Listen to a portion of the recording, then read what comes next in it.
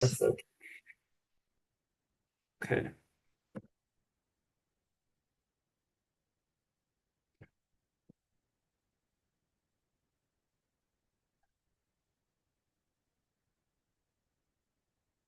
All right. Nice. We're already getting a few people in. Um, so welcome. My name is Ross Baker. I am joined by Marley, who is doing ASL interpretation for this webinar. Um, and today we're going to talk about bullying. I'm going to give people a little bit of time to come in. Um, and then maybe after a few minutes, I'll get going. Um, so just for now, I'm gonna launch a few polls, um, just so we get a sense of who's here. Um, and then after that, we'll start things off. So thanks everyone for taking some time to uh, watch or join this webinar. We appreciate it. And we have a Q&A function, so if you have any questions, please just put them in the chat, and I'll try to address them live or at the end. But yeah, thanks for joining. All right, so let's see. I will. All right, got a few responses. I'm going to end this poll and then I'm going to share one more. And after that, after a few minutes, then we'll oh sorry, not this one. Disregard. Um then we will get started.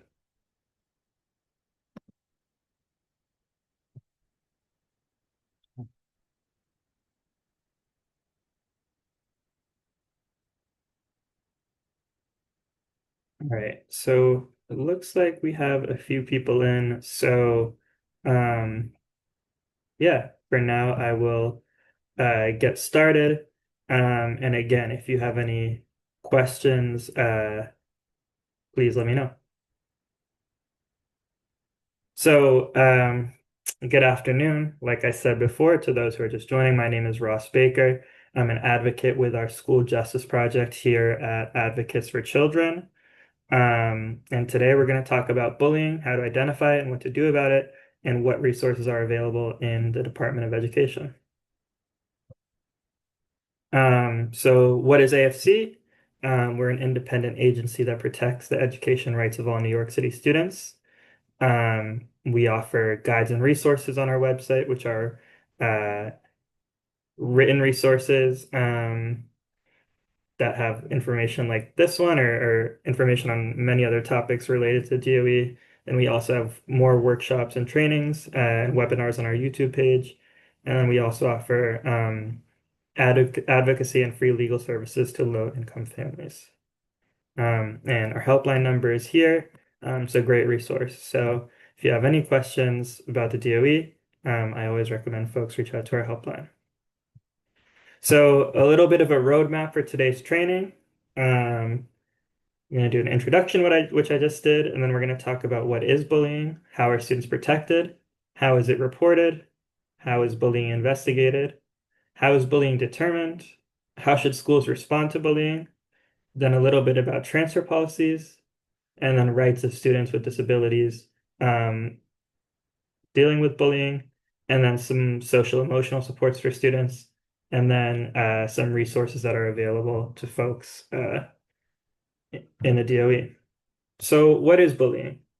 Um, Bullying can be written, oral, physical, or electronic, or also known as cyberbullying. But bullying is something that substantially interferes with student learning. It substantially interferes with students' mental, emotional, and physical well-being. There's a reasonably expected, it's reasonably expected to cause physical injury or emotional harm, and it causes students to reasonably fear for safety. So all of these things coalesce and create a hostile environment for a student in school. And that's how we are defining bullying and how we're going to operate going forward. So, what kind of behavior may be forms of bullying? Um, for example, there's physical violence, stalking, threats, taunts, or teasing, aggressive or menacing gestures, derogatory language, name calling or slurs, um, or exclusion from peer groups designed to humiliate or isolate. Um, so these are all examples of possible bullying behavior. Um, bullying can look like several of these behaviors together, um, or just one, but it can transpire in several different forms. So cyberbullying, which is something we get calls about a lot, is written or graphic material, including graffiti, photographs, drawings, or videos containing comments or stereotypes that are electronically circulated or are written or printed. And this can happen on social media, outside of school, or I think from the COVID days, it can even happen in school applications like Zoom Chat, Google Classroom. But this is also it can be defined as bullying, even if it happens online, which like might be technically outside of the school building, can still be relevant to the school and be considered bullying in school.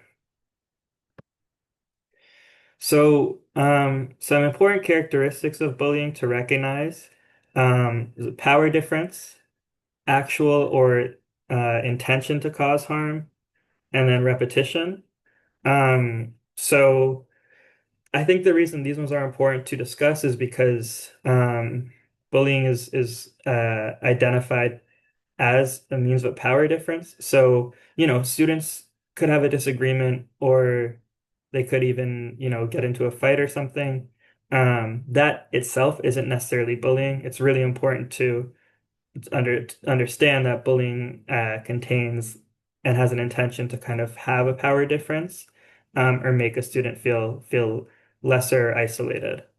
Um, Bullying is most likely to occur towards commonly targeted groups, which we'll talk about in a second, and places where there's low adult presence.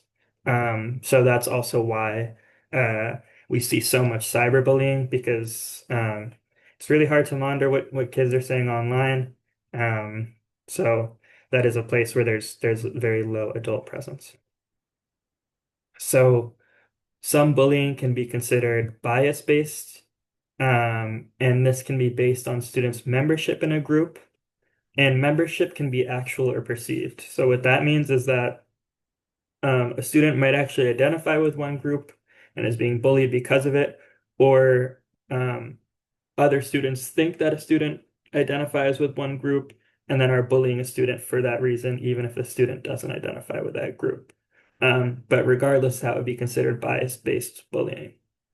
And some of the memberships in groups are related to race, color, creed, ethnicity, national origin, citizenship or immigration status, religion, gender identity, gender expression, sexual orientation, disability, or weight. And this is what's considered bias-based bullying.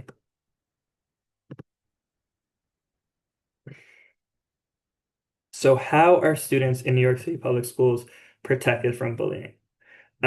Here we take some language from the Dignity for All Students Act from Chancellor's Regulation A832, or DASA is the acronym. Um, but what this says is students have the right to a safe learning environment. Students should not be afraid to go to school.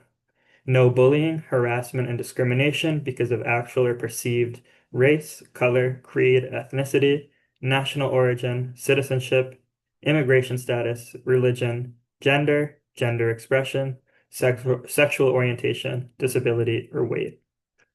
School districts must report bullying incidents at the end of every year to the New York State Education Department. And then additionally, the New York State human rights law also protects students from bullying, despite DASA being something that applies to New York City public schools. There's also statewide human rights law that has protections against bullying. All right. So what must schools do to address bullying? Um, there's four steps: plan, publicize, train, and act. So schools should create a plan to prevent and address harassment, intimidation, and bullying. Next, they should publicize information related to protections for bullying. So share Respect for All with students and parents annually, and I'll talk a little bit shortly about what Respect for All is. And then make the chancellor's regulation I was just discussing with DASA in it available to parents. Um, the school will have a Respect for All trained liaison on staff at school, and this person is meant to train all students and staff on bullying policies by Halloween annually. And then in instances of bullying, the school has an obligation to act. So to report any potential bullying issues, investigate any reported claims of bullying, and then put a stop to the bullying behavior.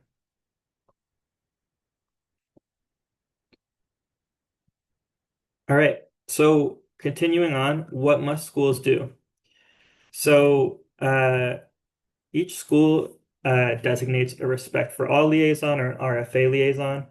And this is a school staff member trained in bullying, discrimination, and harassment issues, and reporting, investigating, uh, and responding to bullying claims.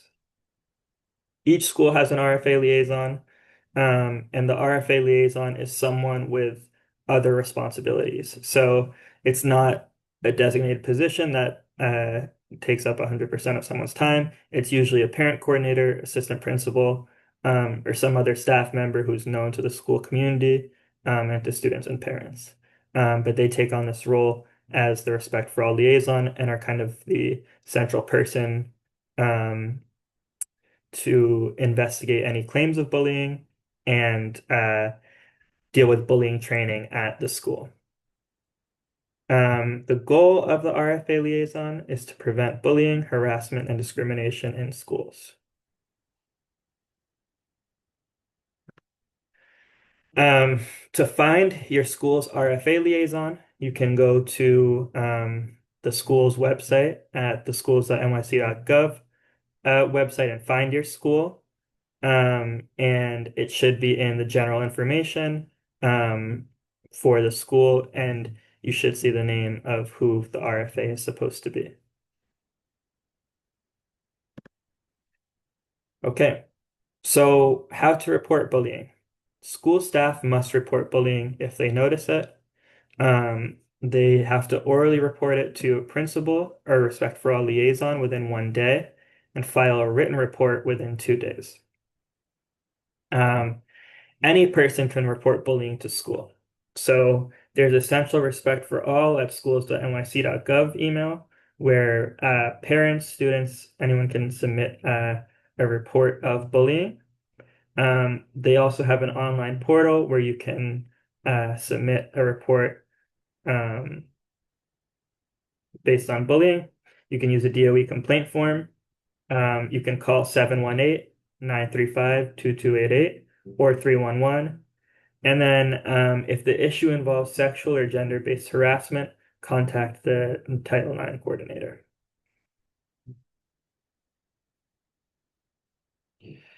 Okay. How to report bullying by school staff. Um, Actions by school staff towards students and families can also be considered bullying, harassment, or discrimination. To report bullying, harassment, or discrimination by school staff, first step usually is tell the principal. If you're not comfortable doing that, or you feel like you're not getting support with that, you can email Respect for All at schools.nyc.gov. You can call the Office of Special Investigations, or OSI, or file an OSI report. This office only investigates claims related to bullying by school staff. So this office does not oversee investigations into bullying happening among students. Only when there's school staff involved. And then if there's discrimination against parents based on race, color, ethnicity, national origin, immigration status, or religion, folks can also contact New York City Public Schools Office of Equal Opportunity and Diversity Management, in their complaint unit. And we have the number here.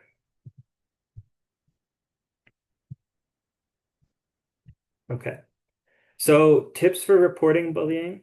Um, I think like anything that we advise in communicating with schools, we always urge folks to make a report in writing.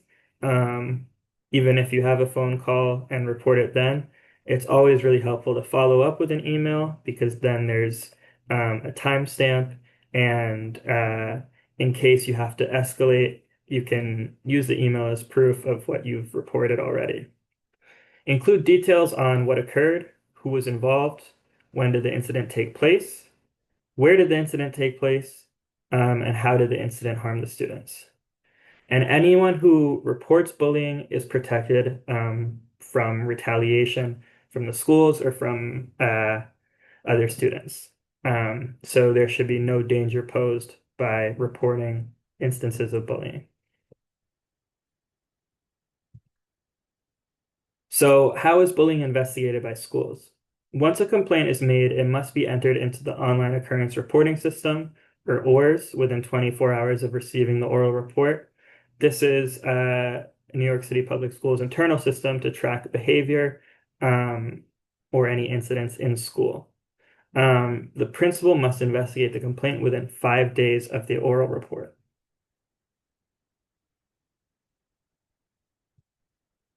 So, how is bullying investigated by the school? The first step is interviewing the target. And the principal or RFA will request written statements describing behavior, location, time, and witnesses. And then they'll document the conversation.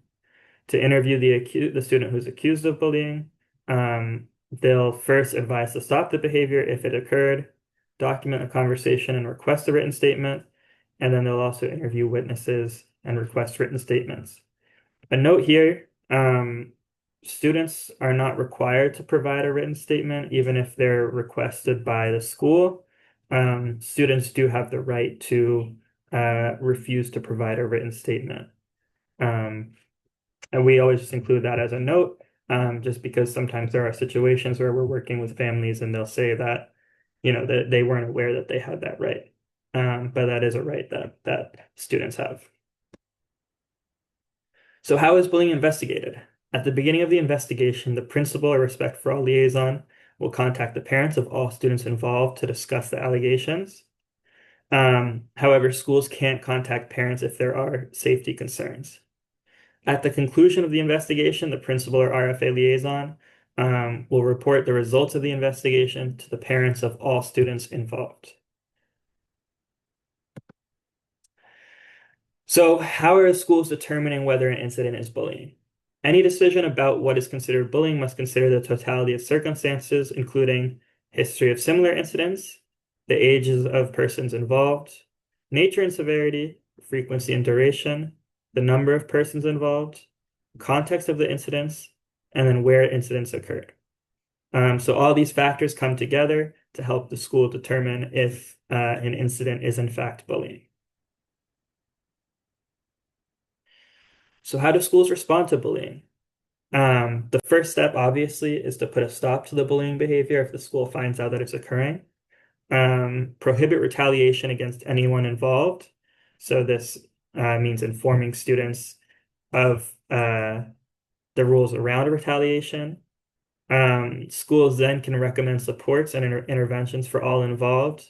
So this could be individual counseling, positive behavioral supports, education services, and collaborative problem solving.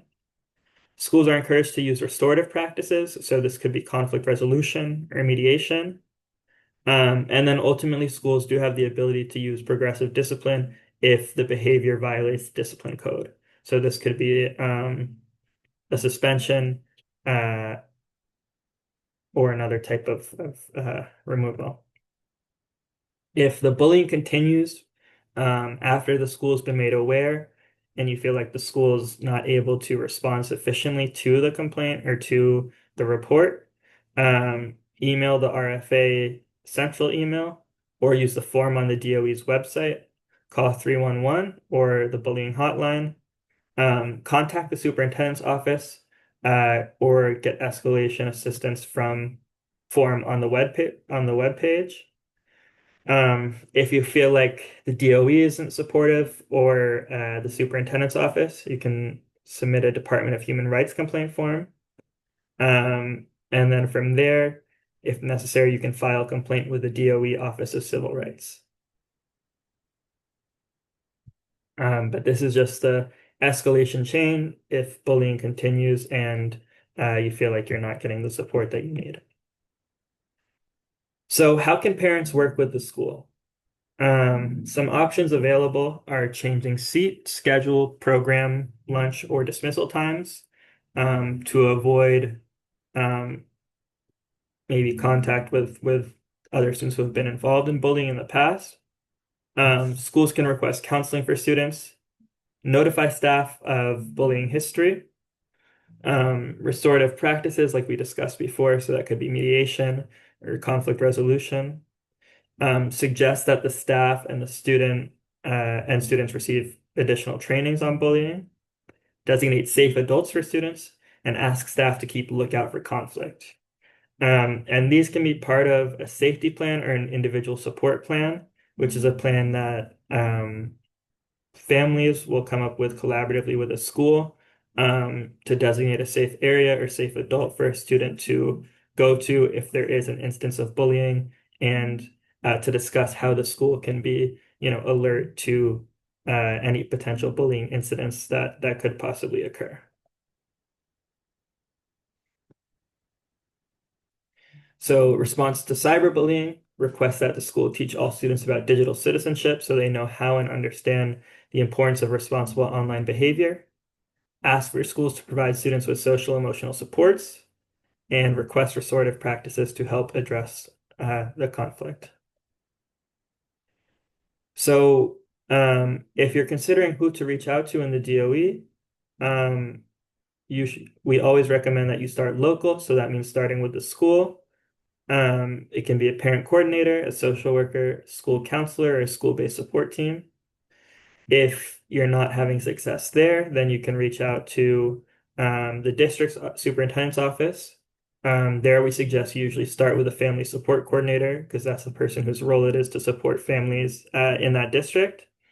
From there, you could also reach out to the student services manager, special education manager, restorative justice director, and then a behavior expert. And then you also always have the option to reach out to DOE Central. And you can do that at the Respect for All email, or if it involves a student with an IEP, you can reach out to the Office of Special Education. So other options, if your child is being bullied and you want to request a transfer, there are certain types of transfers that you can request. So safety transfers are usually really difficult to get. These usually require documentation such as medical records, police reports, anything related to potential harm or bodily harm that might have occurred based on the bullying. Guidance transfers are a little bit easier to get. So these are if students aren't progressing academically or socially, a transfer would help the student.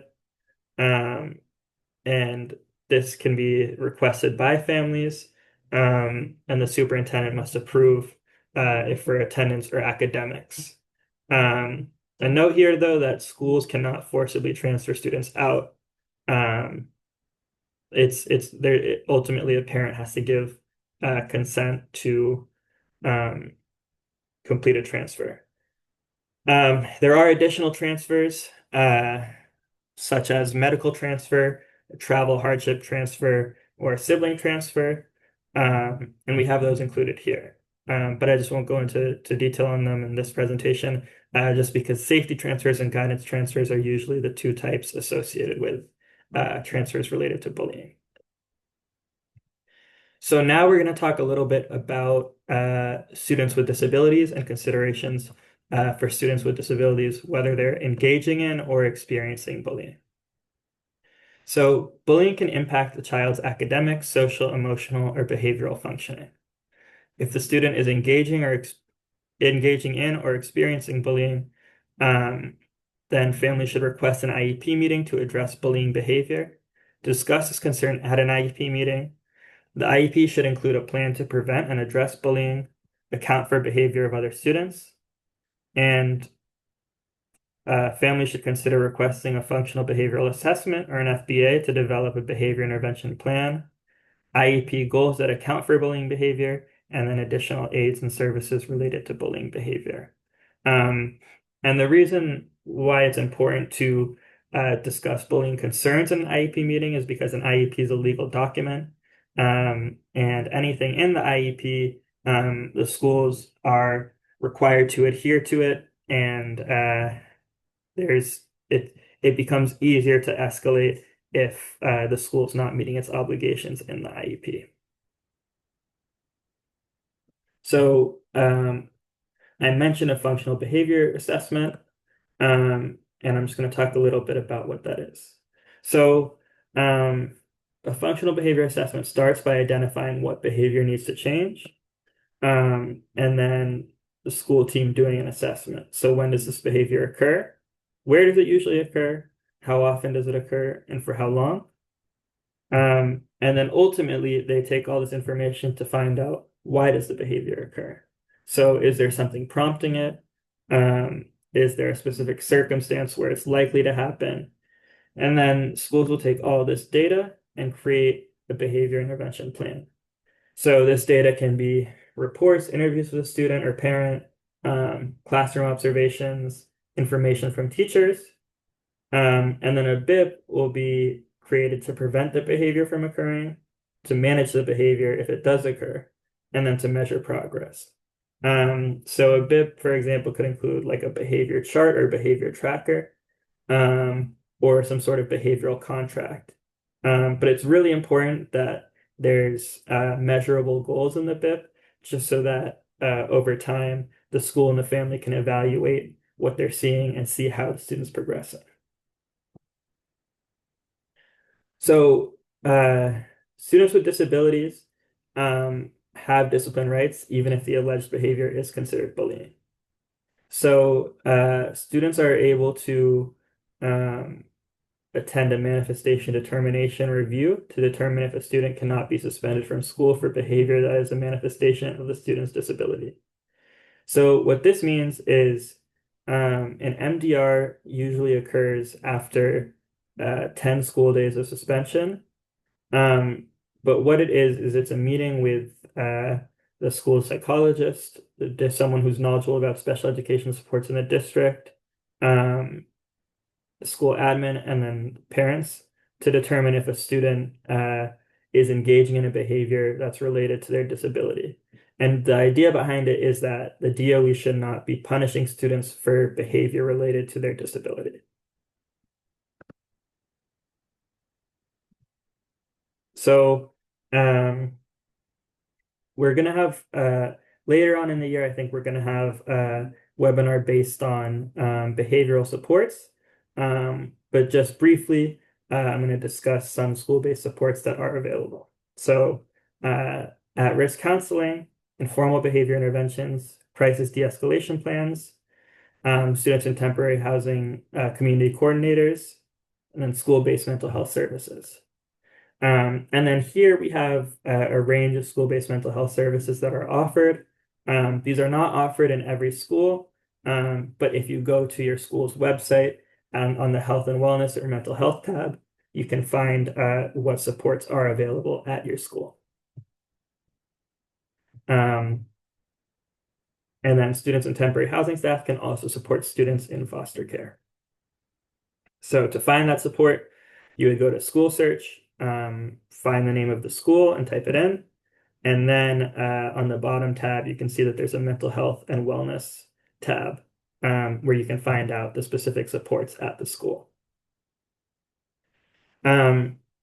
So to return briefly to discipline, if there is discipline as a result of a bullying situation, the DOE embraces what's called progressive discipline, And what this means is that they're not using overly punitive methods of discipline that are not in the best interest of students. Um, Students are better served by providing positive supports that teach students social, emotional, and behavioral skills. Um, the DOE aims to provide enhanced support to students with special needs or those suffering from trauma due to exposure to poverty or violence. And ultimately, the goal is that New York City public schools will reduce the use of suspensions as a disciplinary tool. So this doesn't mean that suspensions don't happen, but it means that the DOE's mission and the DOE's aim is to try other approaches to discipline or to conflict resolution before going to a longer term suspension. And I think next month we're going to do our webinar on suspensions and school discipline. So we'll have more information there. Um, I guess a note to include here is that because this comes up a lot when we get calls about bullying, is that the school is responsible for investigating and disciplining students in bullying situations, but schools cannot share the disciplinary response for a student that is not your child with you. So um, if you are if your child's being bullied and you report it, the school cannot tell you about the length of a suspension for another student or that disciplinary process. So I just include that as a note because sometimes we do encounter that with families that we work with. Um, Restorative justice. So restorative justice is an intervention that replaces punishment and focuses on repairing relationships. Types of restorative practices can be collaborative negotiation, circle process, peer mediation, conflict resolution, and formal restorative conferencing. And why advocate for it? It can improve a student's behavior. It is proven to lower incidents of repeated misbehavior, and it contributes to a more positive school environment by fostering respect for one another rather than isolating a student and removing them from the school environment without addressing the root causes of an issue.